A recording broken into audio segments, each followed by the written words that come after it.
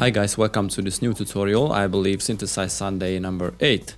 And this time I wanted to recreate the main growl, or well, the main bass from all this varying brostep and love stuff from Skrillex, so here it is.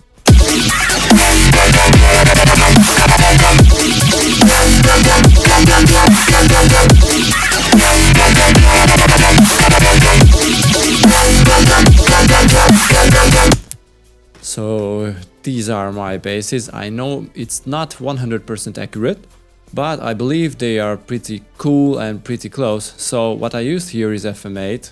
Let me show you the patch, but first without the external or the additional effects what I used here. Oops. So it's pretty weird, but the effects make really huge difference. Alright, so first let me show you what is going on here. So the patch itself is pretty easy. Let me show you the main character, I believe. Let me disable the filter. Is this. But some nice movement given by the filter, which I set to band pace mode. Some kind of high resonance. And of course the envelope amount is at 55. And a very slight attack and a short decay to make it, you know, just wobble or something.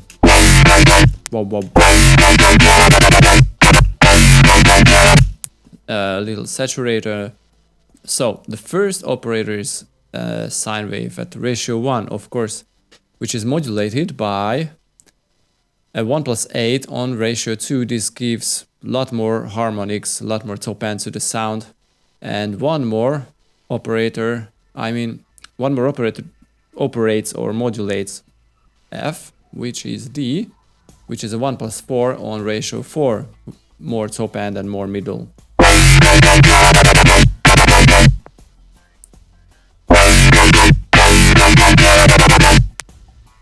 On both of the modulator operators I use very slight attack time, you know, to make some different tone on the attack.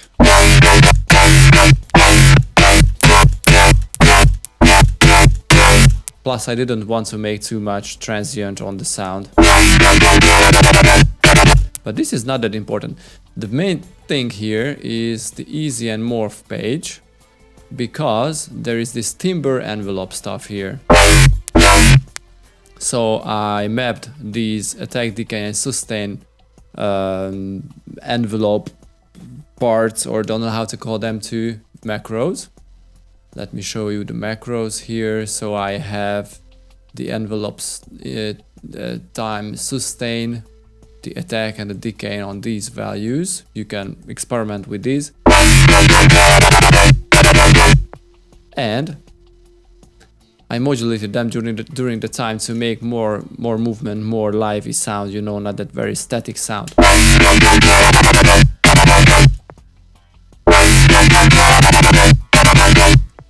So basically for macro 1 I used only the attack and the decay time, plus this easy time envelope macro button is controlled by the sustain. I mean, this controls the sustain time.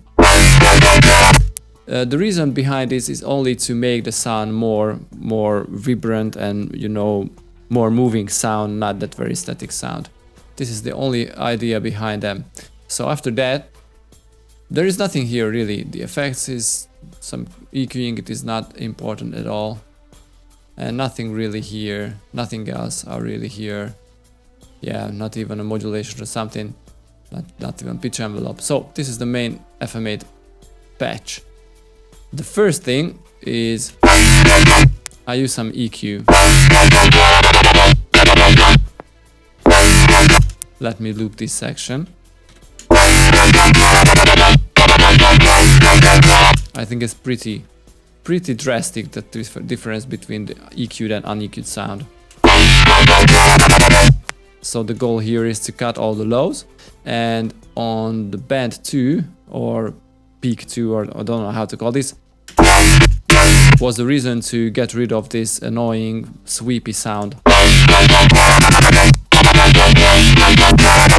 And also give a little more high end.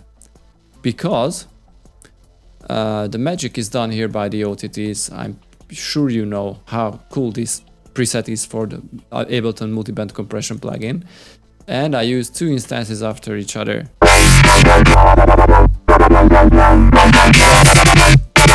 Plus some overdrive.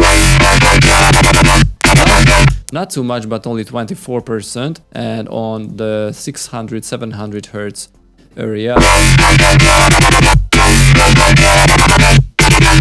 To bring a little more, bring up the middles or the middle bass's frequencies a little more. The auto filter, low pass filter stuff is a little more trickier because if you use too much OTTs,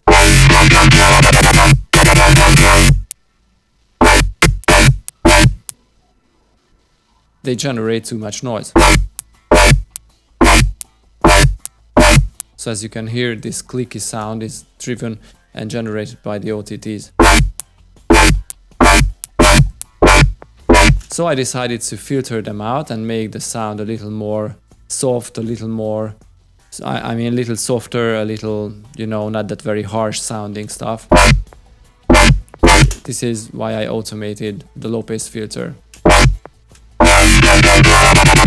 But this is not really necessary if you like this sound. But I think for the Skrillex sound it is a lot closer if I automate this low pass filter on the hits.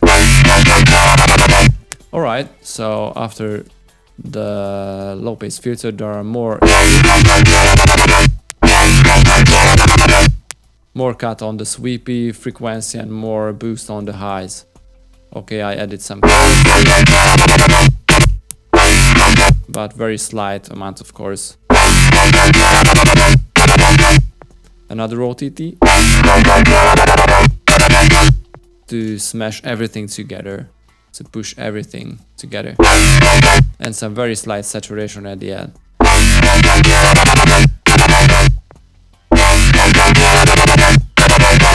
Alright, so this is the main sound. It's pretty easy, and on the second half of the loop I made very slight changes.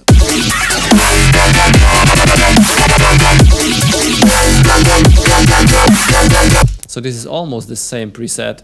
I changed very few things here on the operators. To be honest, I don't know what are the differences, but I believe this was 4 before on the previous batch.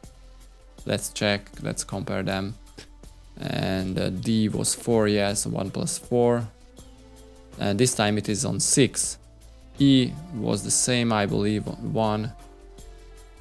Ratio 1. No, it was 2, and before it was 1 + 8. Now we have 1 + 4. And the F, operator F, was a simple sine previously. Now it is a 1 + 4. And this is all.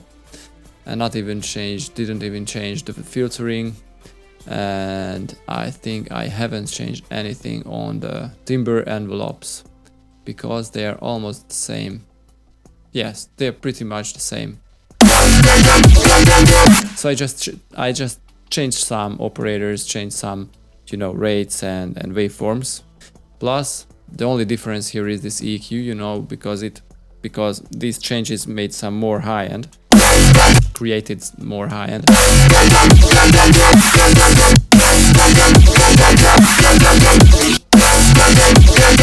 So I filtered them. So this was all here. I mean, the main basses are pretty simple, as you can see, but I think they sound pretty well. And one more thing to show you, this snare here.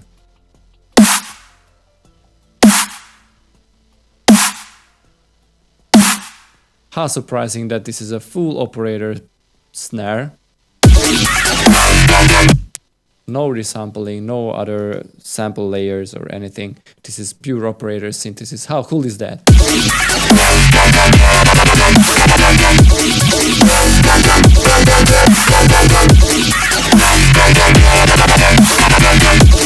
Okay, so this was the tutorial for this Sunday.